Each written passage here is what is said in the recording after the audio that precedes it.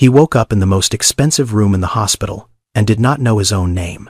A billionaire 64-years-old builder of a $6 billion empire lying under white sheets with nothing inside his head but silence. For 17 days no one came. Not his ex-wife, not his son who lived 25 minutes away, not his daughter who had been informed within the hour, not a single partner from the company that bore his name.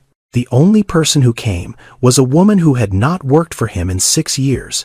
She arrived on the 18th morning with a folding chair and a small container of food she had cooked in her own kitchen. She was 61 years old. She had been his housekeeper for 9 years before she was let go. She was not there for money. She was not there for a job. When a nurse asked her why she had come, she said only this: "He was kind to me once, in a way that cost him something. I never forgot it." Bennett Ashford was 64 years old. 6'2" with hands that were too large for the suits he now wore and fingers that still carried calluses from a life. The suits were meant to make people forget. They did not make Bennett forget. He had started at 19, fixing other people's houses in Macon, Georgia, for cash that he folded into small rectangles and kept in his left pocket, each bill facing the same direction, because when you have very little, you learn to know exactly where every dollar is. The habit never left him. 45 years later, with $6.2 billion in commercial real estate across the American South, Bennett Ashford still folded his money into small rectangles and placed them in his wallet with the precision of a man who remembered what it felt like to have only one. Ashford Development Group. 14 commercial towers. 3 mixed-use complexes under construction. A corporate headquarters in Midtown Atlanta with his name on the building in letters that could be read from the interstate. Built from nothing. Built by one person who had borrowed $3,800 at 24 to buy a condemned duplex on the south side of Macon, gutted it with his own hands, rented both units, and used the rent to buy the next one. His voice in a boardroom was quiet, not soft, quiet. The kind of quiet that makes a room lean forward, not because the speaker is uncertain, but because the speaker has no need to be loud.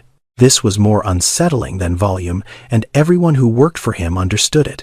What the boardroom did not know, what the towers and the contracts and the letters on the interstate did not tell anyone, was the rest of it. He had been married to Nadine for 22 years. They had divorced 8 years ago. The proceedings had been efficient and expensive, and had left the kind of silence between two people that is worse than argument, the silence of people who have simply stopped finding each other necessary. He had 2 children, Marcus, 38, Camille, 34. Both worked for Ashford Development Group in positions that had been created for them rather than earned by them. Bennett knew this. He did not say it.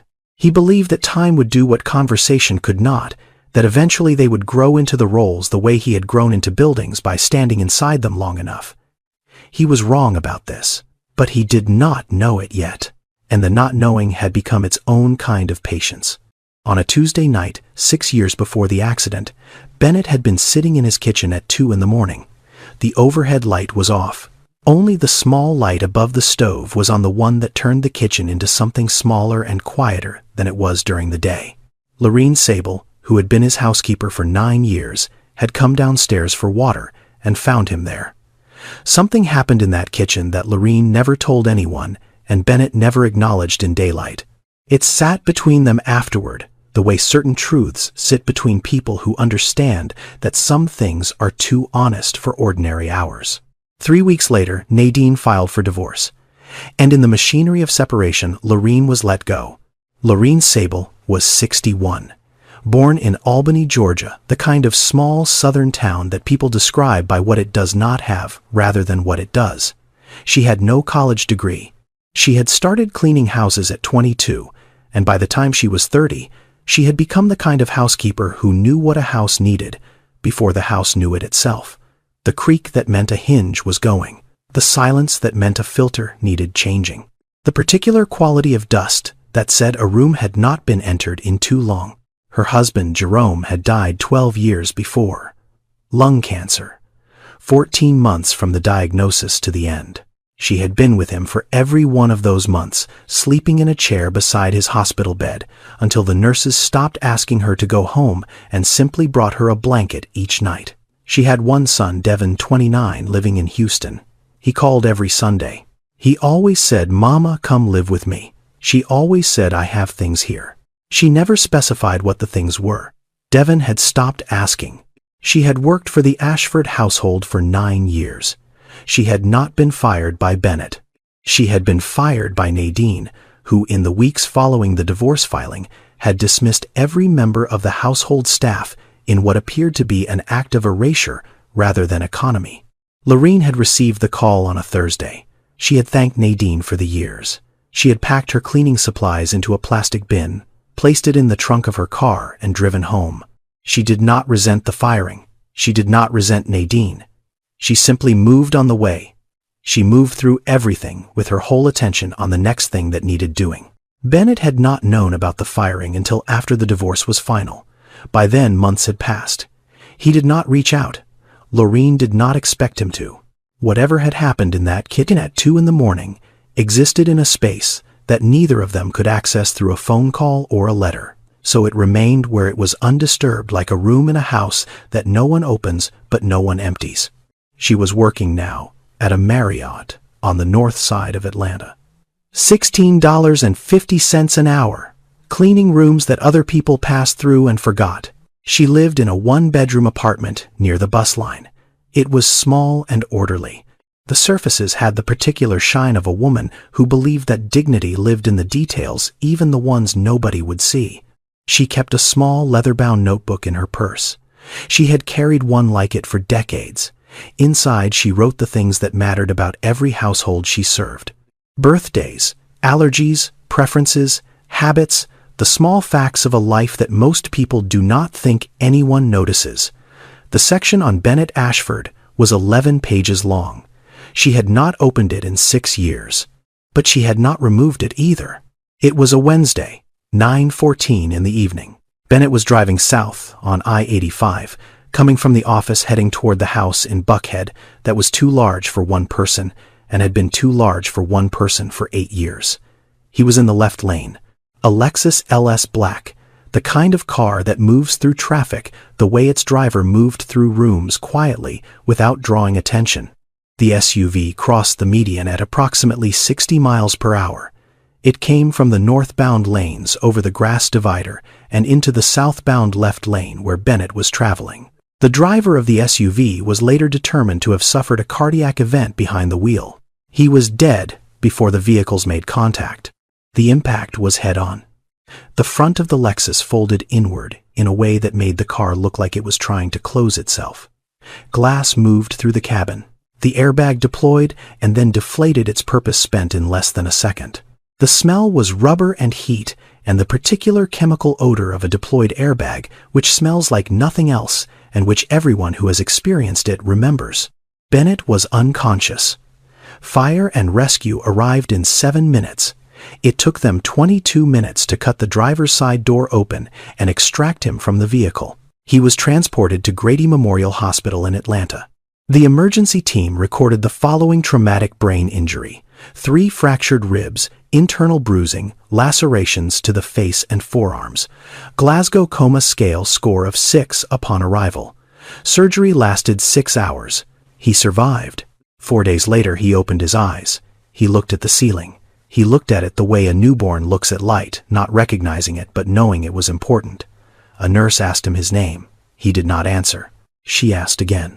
He looked at her with an expression that was not confusion exactly, but something closer to the blankness of a person standing in a house. They have never entered opening doors that lead to rooms they do not recognize. He did not know his name. He did not know he had children. He did not know about the 14 towers, or the 3 complexes, or the $6.2 billion, or the letters on the building that could be seen from the highway. Among his personal effects, cut from the vehicle and placed in a labeled bag by the paramedics, were the following: a wallet containing 8 bills folded into small, neat rectangles, a phone with a cracked screen, a set of keys, and a single piece of paper found in the inside pocket of his jacket. The paper was a handwritten list. The handwriting was Bennett's. The contents of the list were not read by anyone at the hospital. They placed it in the bag with everything else and stored it in the closet of his room.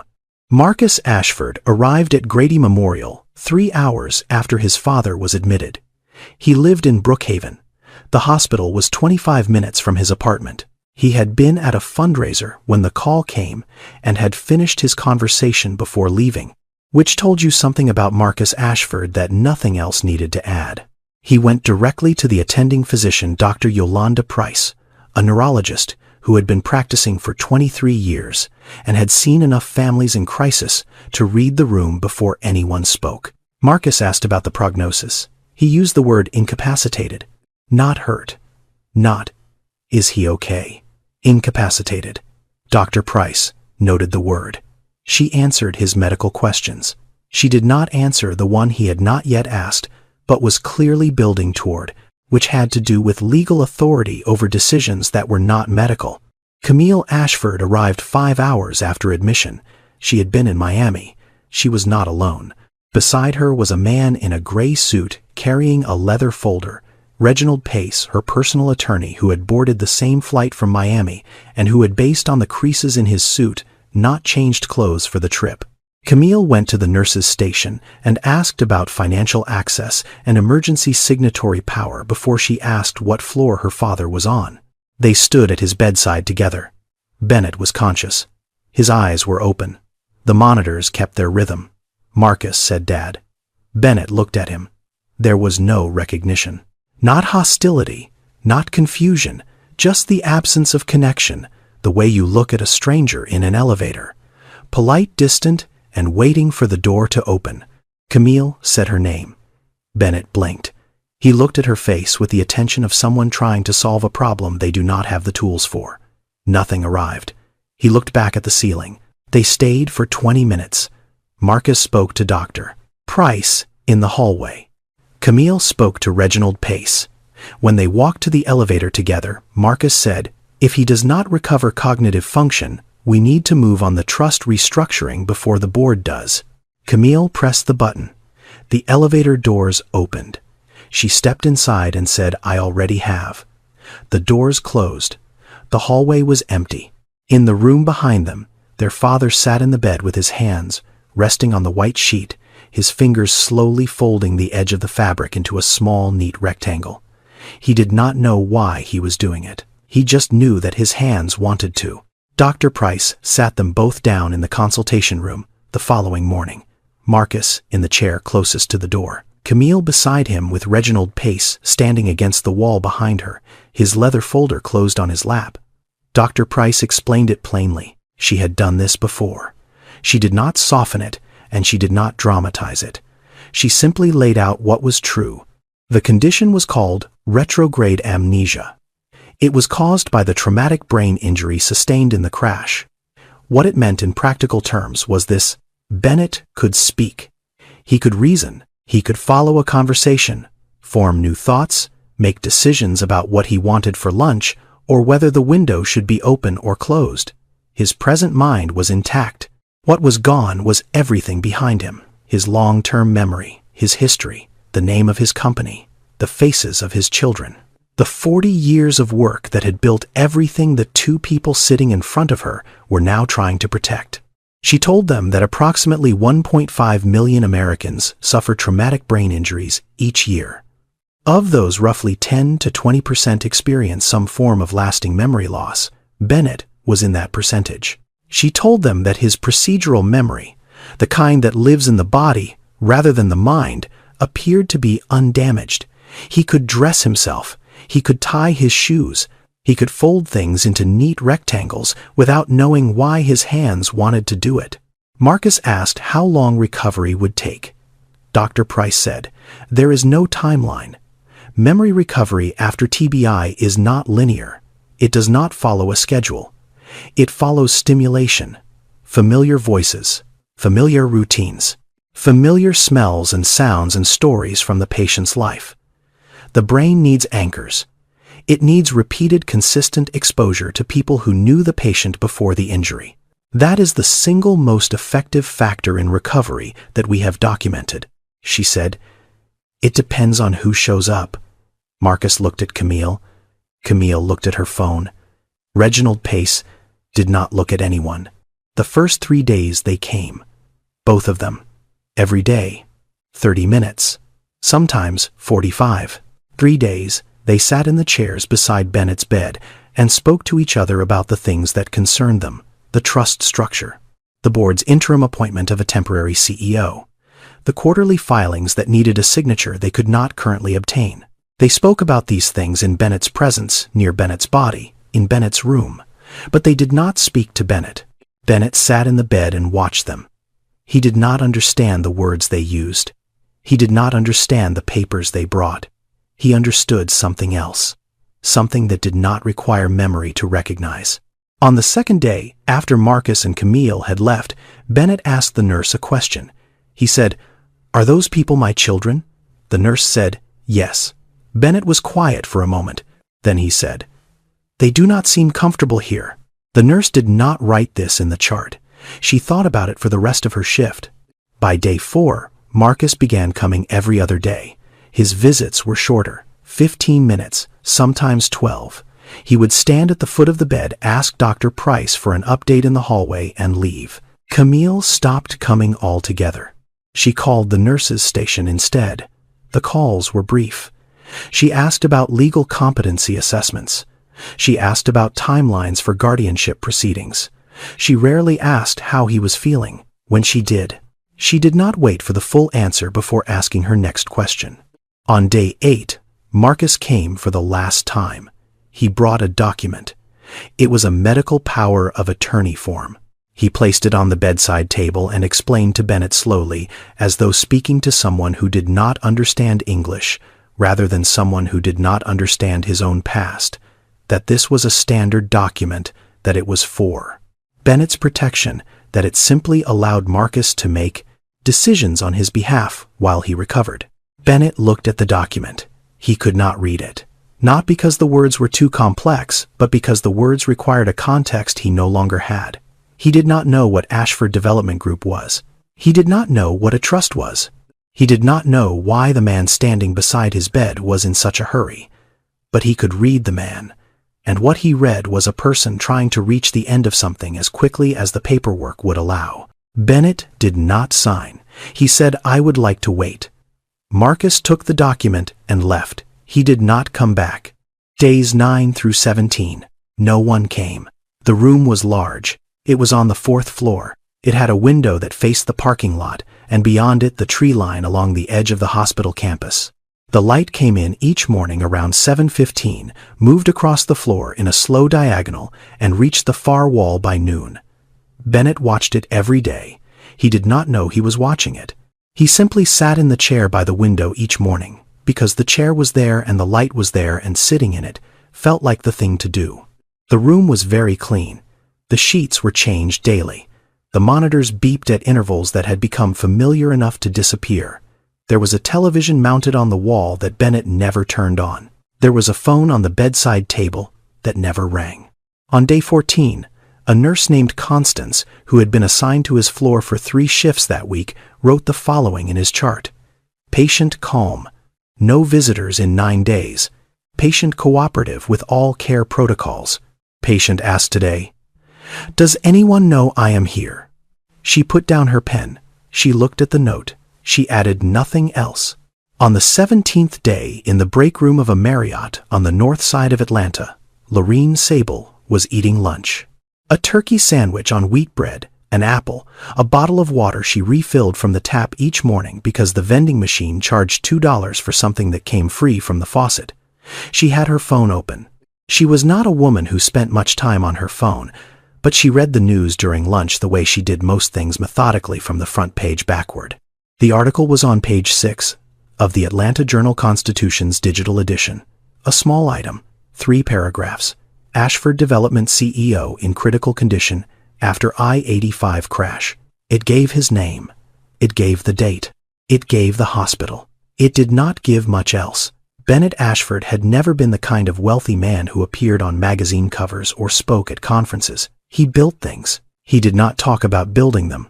The article reflected that. Brief, factual, and already 2 weeks old by the time Lorene found it. She put the phone down. She looked at the sandwich. She did not pick it up again. She thought about the kitchen. She thought about 2 in the morning, and the stove light, and the man sitting at the table. She thought about what had happened that night, and then she did what she always did with that memory. She folded it back into the place where she kept it and moved on to the next thing. She reached into her purse and took out the leather notebook. She opened it to the section marked with a small tab she had cut from an index card 6 years ago. 11 pages. She read them the way a person reads something they already know by heart, but need to see in their own handwriting to believe.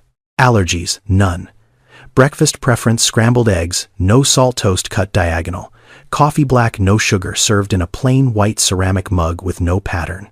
Morning routine, wake at 5:15. Sit in the kitchen for 20 minutes before beginning the day. No conversation during those 20 minutes. She had learned the no conversation rule on her 3rd day working for him. She had never broken it. She closed the notebook. She finished her shift. She clocked out at 3:45. She drove home to the 1-bedroom apartment near the bus line. She changed out of her uniform. She went into the kitchen. She made scrambled eggs, no salt. She made toast and cut it diagonal. She placed both in a small container and sealed the lid. She set her alarm for 5:30 in the morning. She went to bed. She did not rush. She was 61, and rushing had never been her way. She arrived at things the way weather arrives. Not suddenly, but completely. The next morning she drove to Grady Memorial Hospital. She parked in the visitor lot. She walked through the front entrance carrying the container in one hand and a folding chair in the other, because she had learned long ago that hospitals never had enough chairs in the right places. She went to the reception desk on the 4th floor. The woman behind the desk looked at her. Lorene was wearing a clean coat, not new, well kept. Comfortable shoes, the kind made for standing long hours on hard floors. She had the container of food in her right hand and the folding chair tucked under her left arm. "I am here to visit Bennett Ashford," she said. The receptionist looked at the screen. She looked at Lorene. "Are you family?" "No," Lorene said. "I used to work for him.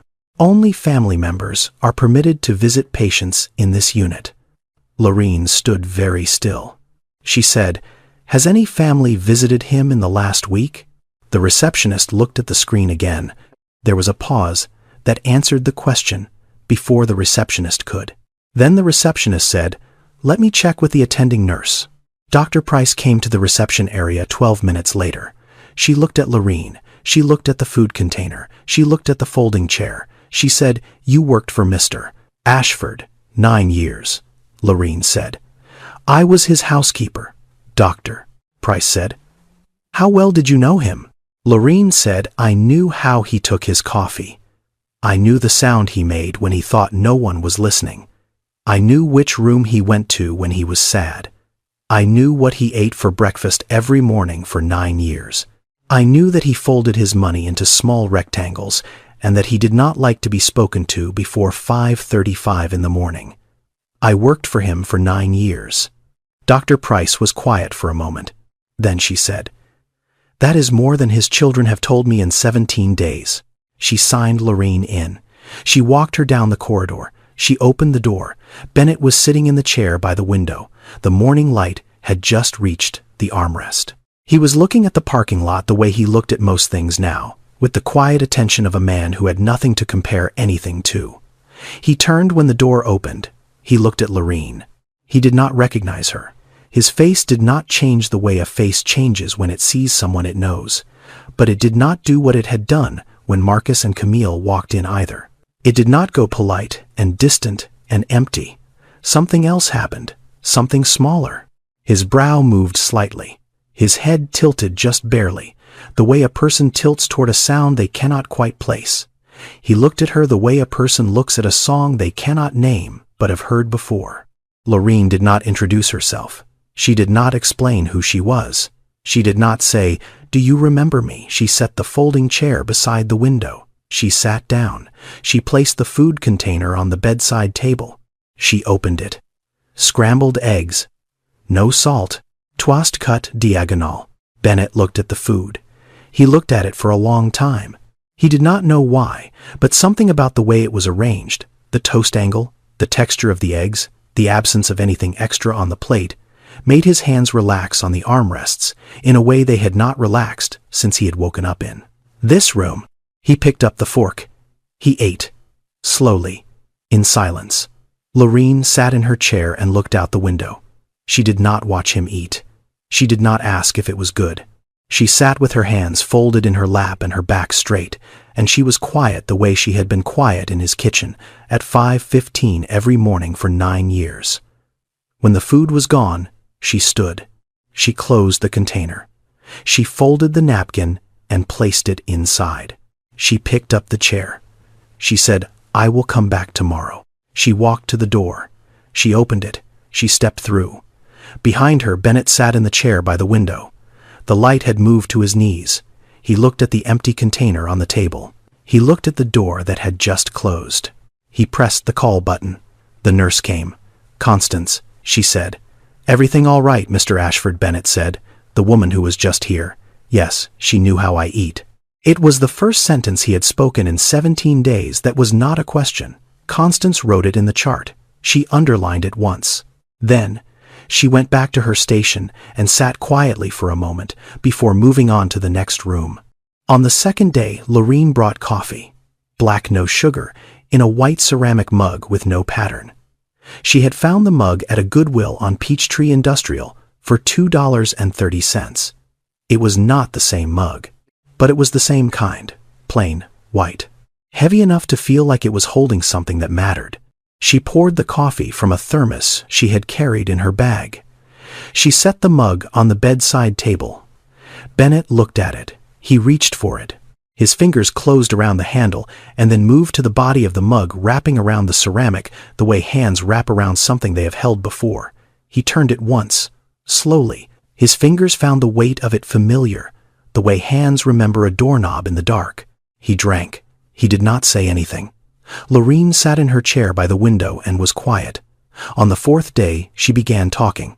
Not about his company, not about his net worth, not about the buildings or the contracts or the board. She talked about small things, things that lived in the notebook. She said, "You liked the kitchen at 5:15 in the morning when it was still dark. You never turned on the overhead light, just the one above the stove. You said once that the overhead light made the kitchen feel like a hospital. You wanted it to feel like a kitchen." Bennett listened.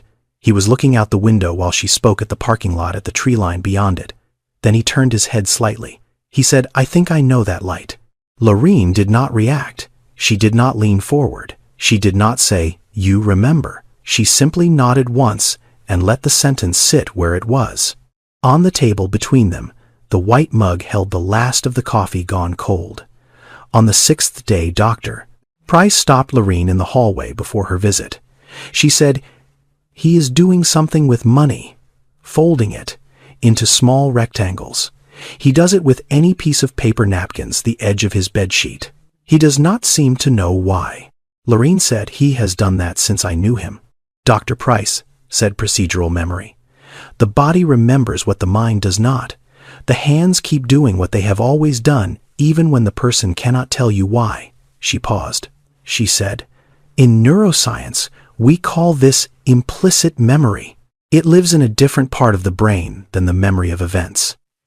It is stored in the basal ganglia and the cerebellum, not the hippocampus, which means that a person who has lost every memory of who they are can still tie their shoes, still fold paper into the shape their fingers learned 20 years ago, still feel safe in the presence of someone they cannot name."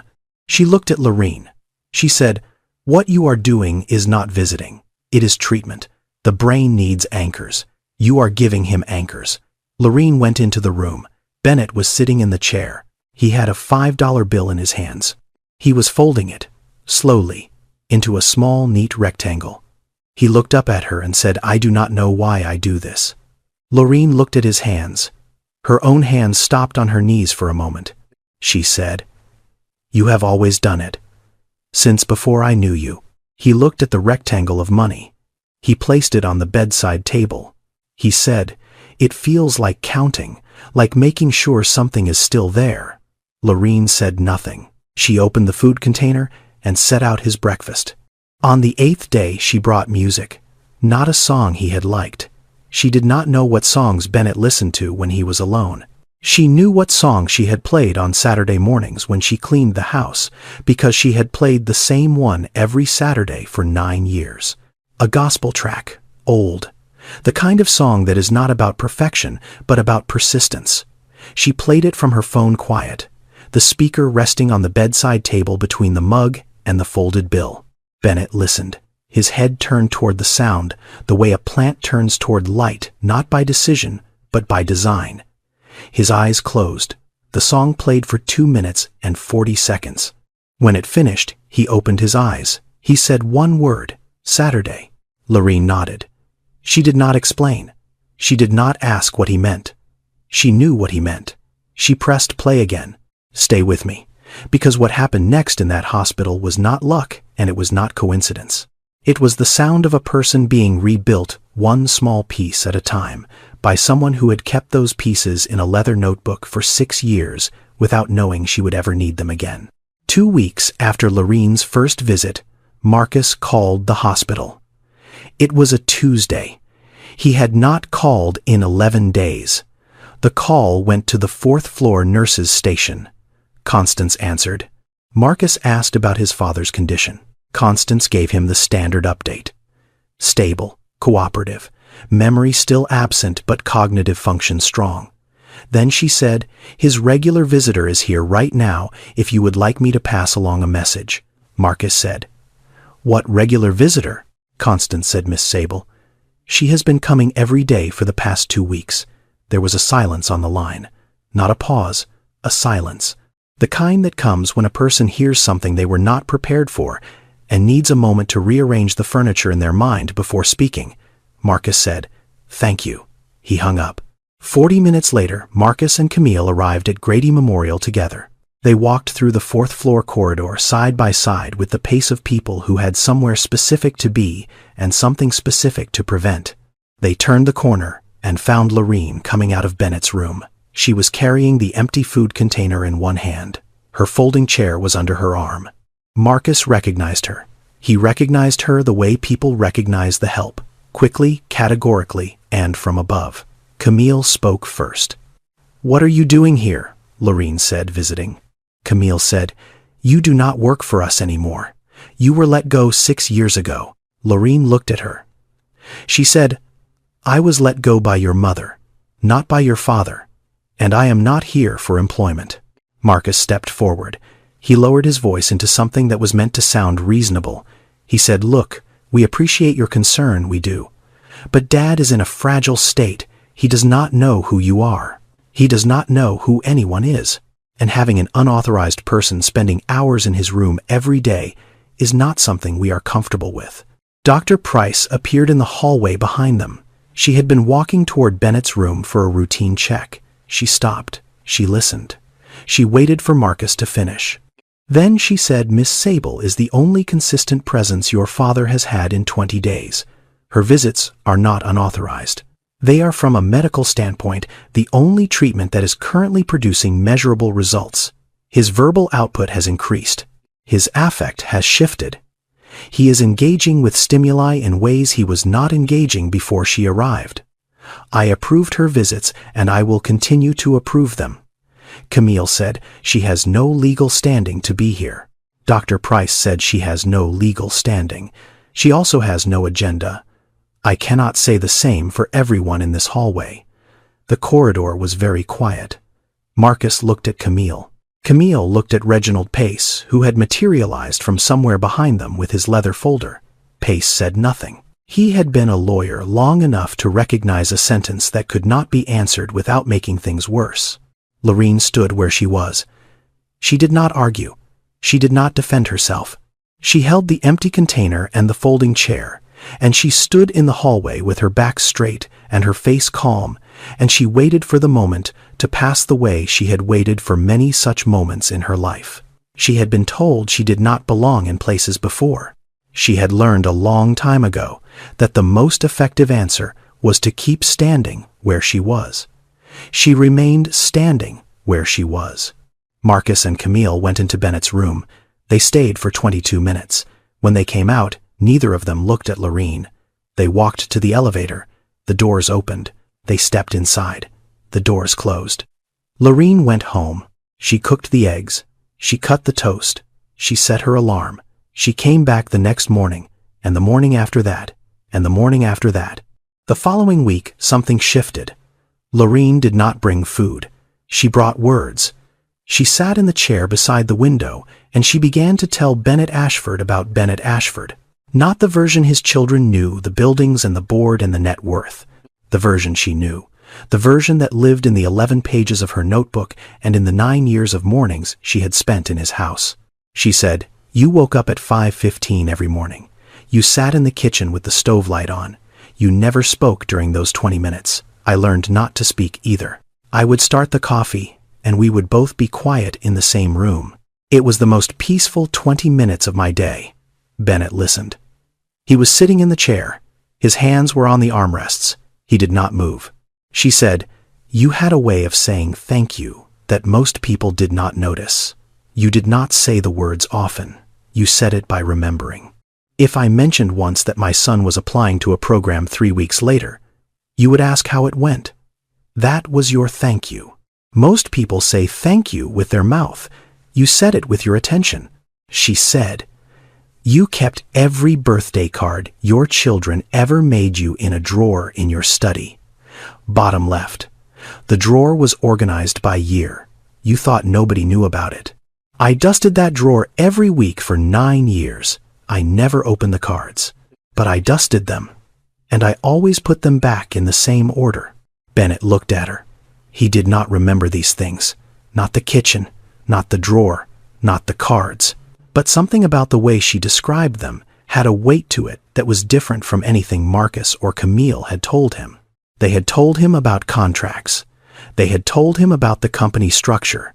They had told him what he owned. Lorene was telling him who he was. And he could feel the difference not as memory but as something closer to recognition. The things she described did not come back to him as images or events. They came back as shapes. The shape of a man who woke up early because the quiet meant something. The shape of a man who said thank you by paying attention 3 weeks later. The shape of a man who kept birthday cards in a drawer and thought no one knew. He said, "That sounds like someone I would want to be." Lorene looked at him. She said, "It is someone you were." He was quiet for a long time after that. Then he said, "Tell me more." She told him more. Down the hall in the staff conference room, Dr. Price was conducting the weekly case review with her team. She had Bennett's file open on the table. She was explaining something to Dr. Ellis, a second-year neurology resident who had been assigned to the case as a learning opportunity. She said, "There is a common misconception that identity is stored in episodic memory, that who you are is the sum of the events you remember. This is incorrect. Identity is distributed across multiple memory systems. Episodic memory, yes, but also emotional memory, which is stored in the amygdala, and procedural memory, which is stored in the basal ganglia and the cerebellum. A patient with severe retrograde amnesia who has lost all episodic memory can still retain a functional sense of self." She said, "This is why Mr. Ashford folds paper into rectangles without knowing why. This is why his body relaxes when a certain person enters the room and tenses when another person enters. His amygdala is doing what it has always done. It is reading the emotional signature of the people around him and responding accordingly. He cannot tell you their names, but his body knows who is safe," Dr. Ellis said. "How do you measure that?" Dr. Price said heart rate drops when his former housekeeper is in the room. Blood pressure normalizes. Verbal output increases by approximately 40%. These are not opinions. They are numbers on the monitors. She said, "In traumatic brain injury recovery, the medical literature is clear. The single most effective environmental factor in memory restoration is not medication. It is not surgery. It is the consistent, repeated presence of people who were part of the patient's daily life before the injury. Familiar voices activate dormant neural pathways. Familiar routines create scaffolding for the brain to rebuild connections.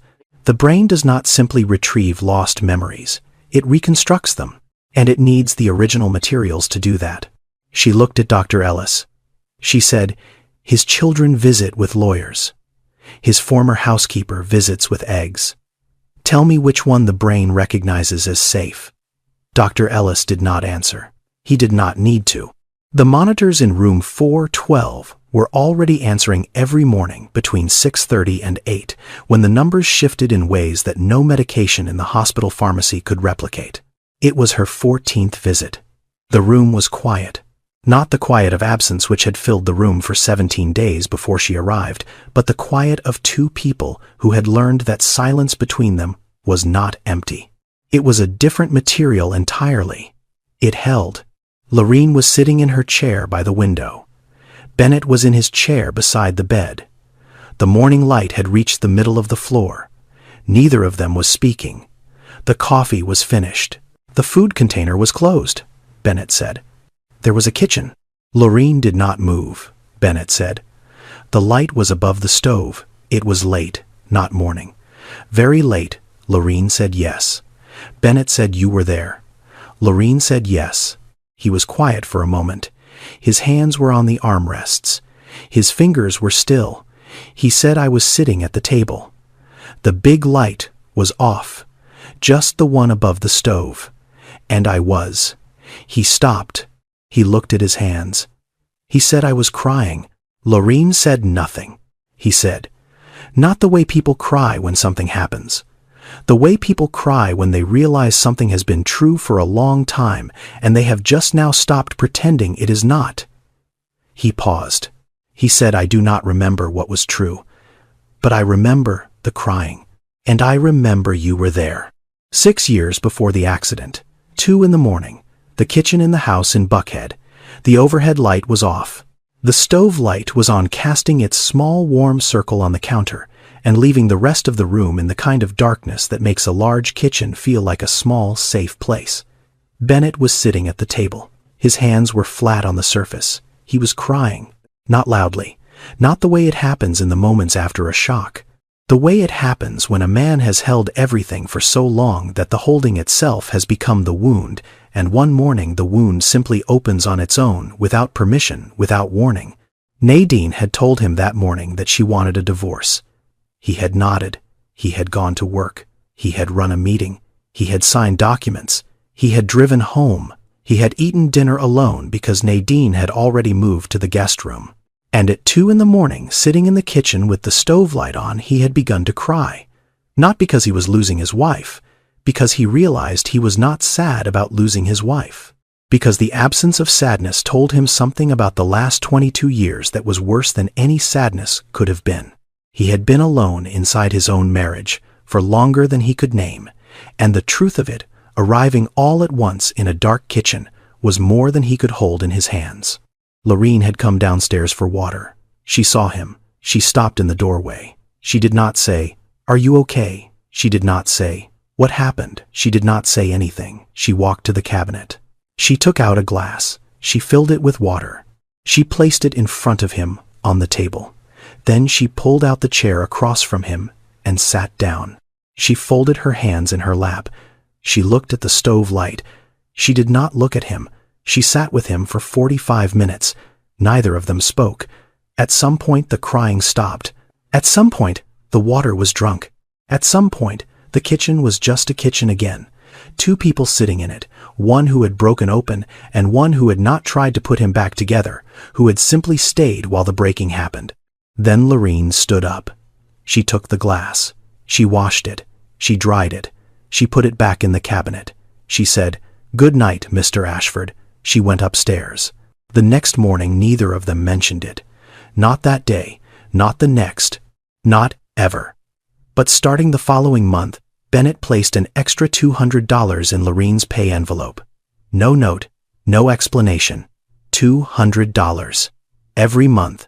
For 8 months, until Nadine let her go and the envelopes stopped. In the hospital room, Bennett looked at Lorene. He said, "You stayed." Lorene said, "Yes." He said, "No one stays at 2 in the morning for the help." Lorene looked at him. She said, "You were not the help. You were a person in a kitchen who needed someone to sit with him.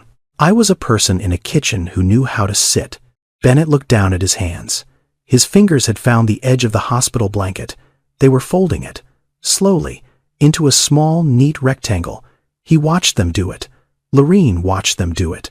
And something passed between them that did not require memory to understand, because it had never been stored as a memory in the first place. It had been stored as something older and quieter. The knowledge that in the worst hour of his life someone had sat across from him and not looked away. He said that night is the first thing I remembered. Not my name, not my company, not my children, that kitchen, that light, you. Lorene was still. Her hands were in her lap. She said, "Some things the brain keeps closer than others." He said, "Yes, I think it does." 3 days later, Marcus and Camille returned. This time, they did not come alone.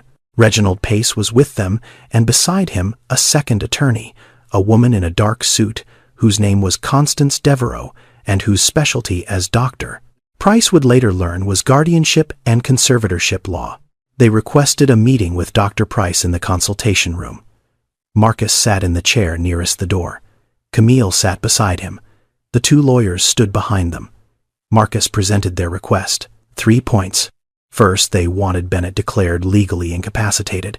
Second, they wanted emergency guardianship granted to Marcus as the eldest child. Third, they wanted all non-family visitors removed from the patient's access list.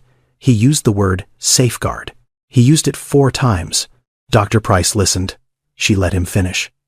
Then she said Mr. Ashford has retrograde amnesia. He has lost his long-term memory. He has not lost his capacity for judgment reasoning or decision-making. He can tell you what day it is. He can tell you what he ate for breakfast. He can follow a conversation, form an opinion, and express a preference. He cannot tell you what he had for breakfast in 2019. He can tell you exactly what he wants for breakfast tomorrow. Those are not the same faculty. She said, "I will not certify him as incapacitated because he is not incapacitated, and the court will require my certification before any guardianship proceeding can move forward." Camille said, "He does not know who we are. He does not know who she is. He is being manipulated by a woman who has no connection to this family and no right to be in that room. She is a former employee. She was terminated, and she has been spending hours every day alone with a man who cannot remember his own name. That is not treatment. That is..." From the doorway of the consultation room, a voice said, "I am in the room." Everyone turned. Bennett was standing in the doorway. He was wearing the hospital gown and the robe the nurses had given him. He was holding the IV pole with one hand. He had walked down the corridor by himself. His face was calm. His voice was quiet. The quiet that is more frightening than loudness. He said, "I do not remember your names. I do not remember her name. But I remember what I feel when each of you walks through that door." The room was very still. He said, "When you walk in, I feel like a problem to be solved. When she walks in, I feel like a person. That is not manipulation. That is the difference." He looked at Marcus. He looked at Camille. He looked at the lawyers behind them. He said, "I would like you to leave. I would like her to stay. This is my decision. I am told I built something worth $6 billion. If I built that, I can certainly decide who sits in my hospital room." Marcus opened his mouth. Bennett raised one hand, not commanding. "Just finished," he said. "Go home." They went. The lawyers went with them. The consultation room emptied. Dr. Price stood in the hallway and watched them leave and said nothing because there was nothing medical to add to what had just happened. Lorene appeared from the corridor. She had been standing around the corner. She had heard everything. She walked to Bennett and took the IV pole from his hand and steadied it. She said, "You did not have to say it like that." Bennett said, "I may not remember them, but I know what I felt when they were here. And I know what I feel when you are here. Those are facts. I do not need memory for facts." Lorene walked him back to his room. She sat him in the chair by the window. She gave him the white mug with the last of the coffee, now cold. He drank it anyway. She sat in her chair. They were quiet for a long time. The light moved across the floor the way it always did, slow and certain, reaching the far wall by noon. The memories came back the way weather changes. Not all at once, not on a schedule, in shifts, in pieces. Some mornings Bennett would wake and know something he had not known the night before. Some weeks, nothing moved. Week 5 after the accident, he said to Lorene. "My name is Bennett." She said, "Yes." He said it again slowly, as if hearing it for the first time. "Bennett Ashford." He said it the way a person says a word in a foreign language. They are just beginning to learn carefully, testing whether it fits in their mouth. Week 6. He said, "There was a house. Not here. Smaller. A town with a factory." Lorene said Macon. He said Macon. "Yes. My parents worked there." He was quiet for a moment. He said, "I remember the sound of the door when my father came home. I do not remember his face yet, but I remember the sound of the door." Week 7. He looked at Lorene and said $3,800. She waited.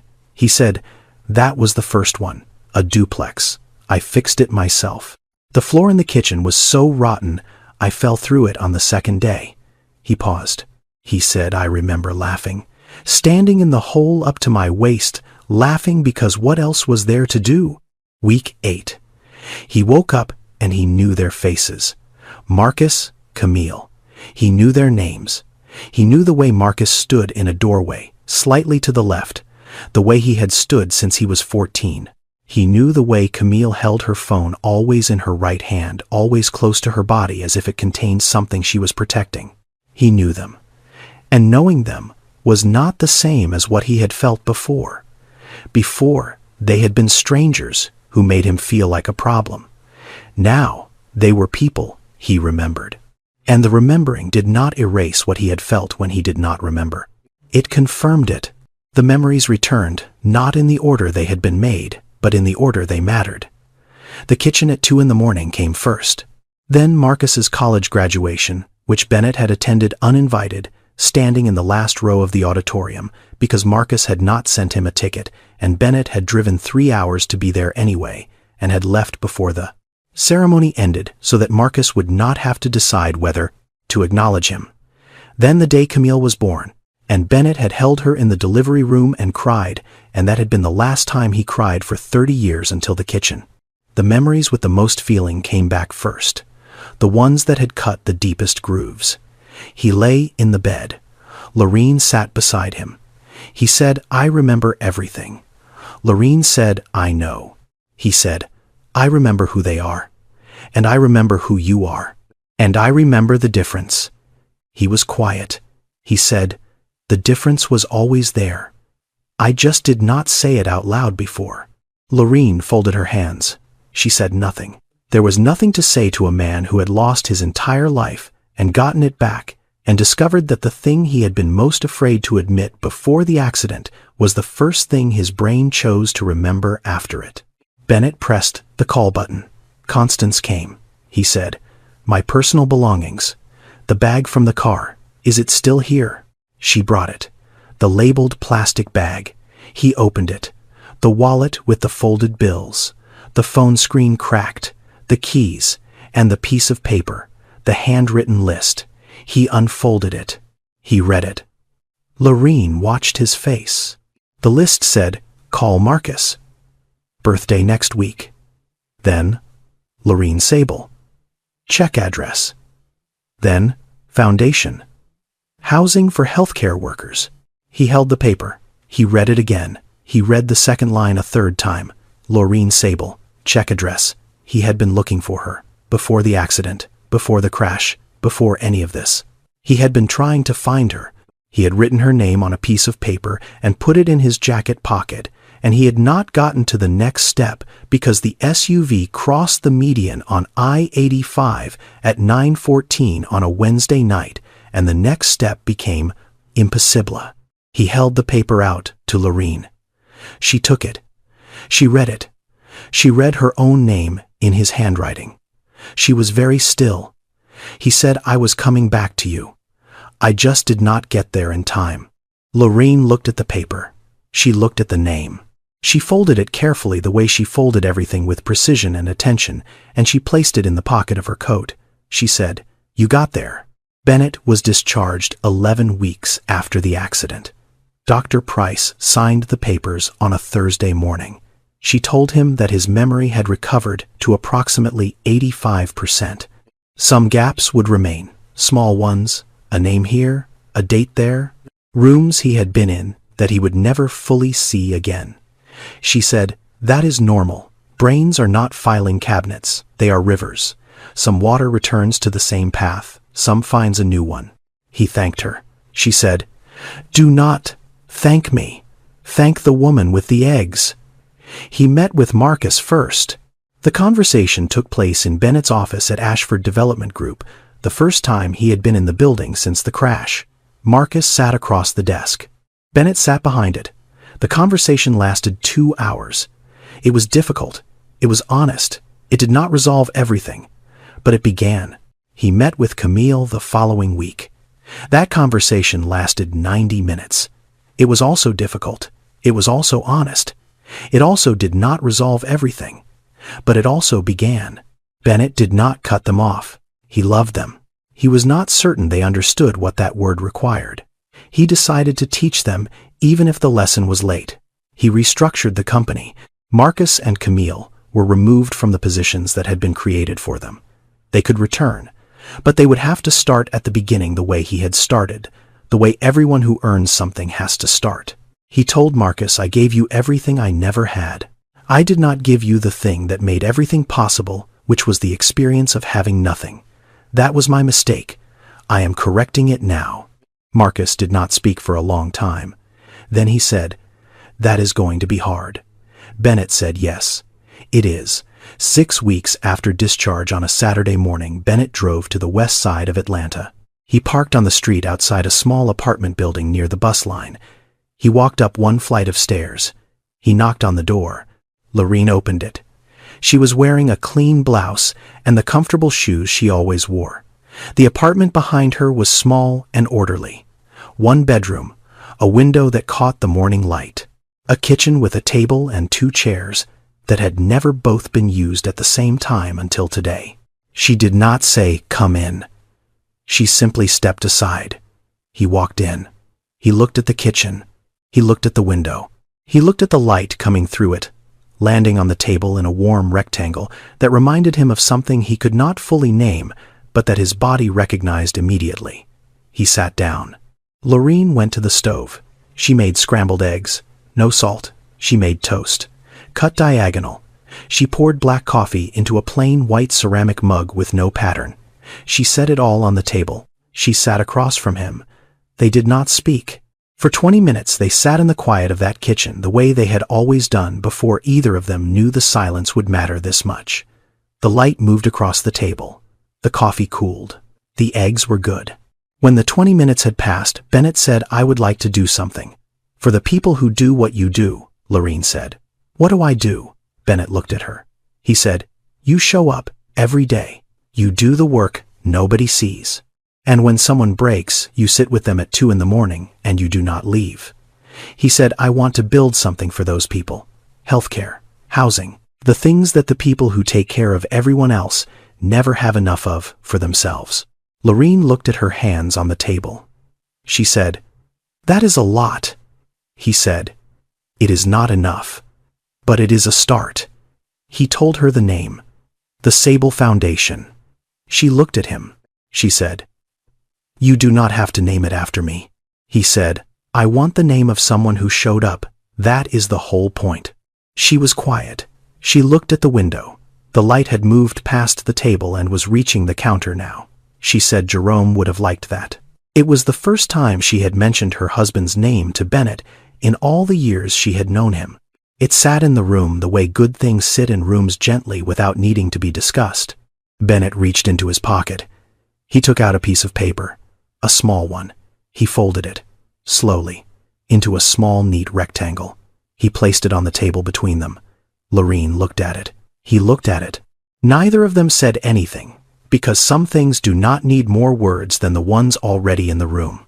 Outside the window, Atlanta moved through its Saturday morning, the way it always did. Cars and buses and people walking to places they needed to be. Inside the kitchen, 2 people sat at a table that had waited a long time for this. The eggs were finished. The coffee was cold. The light was everywhere. There is one question I want to leave you with. Not about the foundation, not about the billions, not about the memory or the crash or the hospital room. About the person in your life who showed up when no one else did. Who sat with you when sitting was all there was. Who remembered how you take your coffee when you had forgotten your own name. Write their name in the comments. Just the name. That is enough. That is everything. And if this story found something real in you, share it with someone who needs to hear that showing up is never small. Because somewhere out there someone remembers how you take your coffee, and they are not finished yet. A quick note. This story is fiction. The characters and events are imagined. But the medical information about traumatic brain injury and memory recovery is real.